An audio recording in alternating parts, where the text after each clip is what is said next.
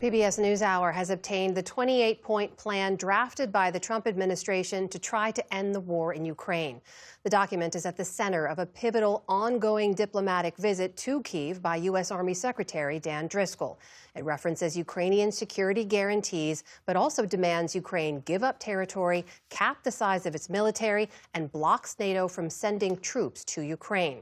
U.S. officials emphasize it is a working document. Here's Nick Schifrin with more. Today in Ukraine, grief.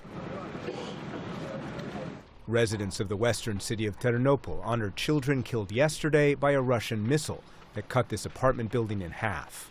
It's the kind of attack that has pushed Ukraine to demand punishment.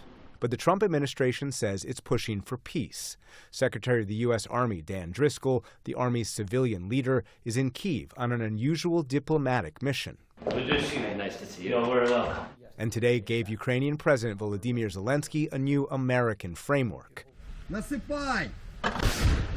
It would include security guarantees that Ukraine has been demanding, but the Trump administration has made clear both sides will need to make compromises, and the full 28-point plan, received and provided to PBS NewsHour by a senior European official, not only includes security guarantees for Ukraine, but also longstanding Russian demands. Ukraine would have to limit the size of its military. NATO would not be allowed to send any troops into Ukraine. And Ukraine would have to give up the portion of the Donetsk region that it still controls, that Russia has failed to capture despite 11 years of war. That territory would be internationally recognized as Russian, but demilitarized. That would give Russia control over the entire Donbass. The U.S. would then recognize the Donbass, occupied Crimea, and the occupied portions of Zaporizhia and Kherson as de facto Russian. In addition, NATO would change its language to not admit Ukraine in the future. The U.S. would lift sanctions on Russia in stages and on a case-by-case basis. All parties would receive, quote, full amnesty for their actions. And $100 billion of frozen Russian assets would be earmarked for Ukrainian reconstruction. Tonight, Zelensky said he would negotiate off the text presented by Driscoll constructively. We agreed that our teams will work on these proposals to ensure it's all genuine. We will not make any sharp statements, and we're geared up for clear and honest work. Good afternoon, everybody.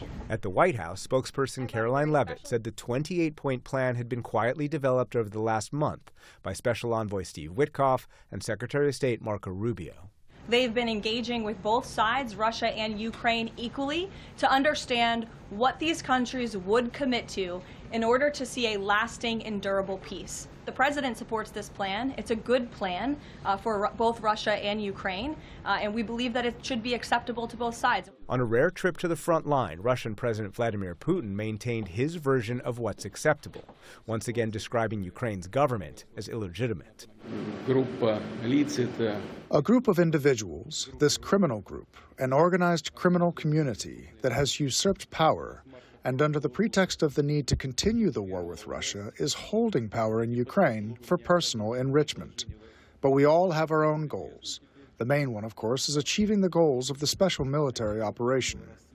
But for the European countries that have collectively provided as many weapons to Ukraine as the U.S., the U.S.'s 28-point plan missed the main point. EU Foreign Policy Chief Kaja Kallas. The pressure must be on the aggressor, not on the victim.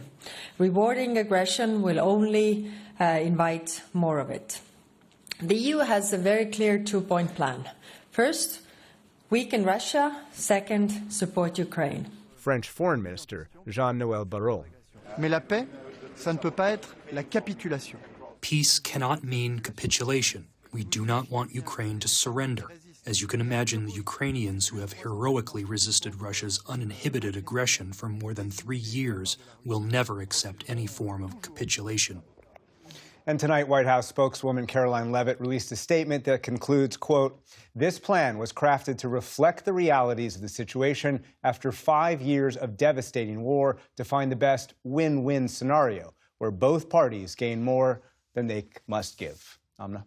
Nick, I know you've been talking to officials and analysts to get their take on this plan. What are they telling you? A senior European official who hopes to help Ukraine resist Russia believes that Europe can help edit these points so that they are more pro-Ukrainian. And analysts who are along those same lines fear that there's too many poison pills in this plan. Number one, it limits the size of the Ukrainian military while not putting any limits on the size of the Russian military, and the language on non-aggression is really non-enforceable, as one person put it, meaning Ukraine will not be self-reliant in the future. Number two, no punishment of Russia for widespread war crimes, despite language in there that we reported about $100 billion of currently frozen assets going for reconstruction, and changes NATO's constitution. Very difficult. Analysts who want this to work tell me, look, there needs to be a concrete framework for Ukrainian security guarantees if this is ever going to work. Nick Schifrin, great reporting as always. Thank you. Thank you.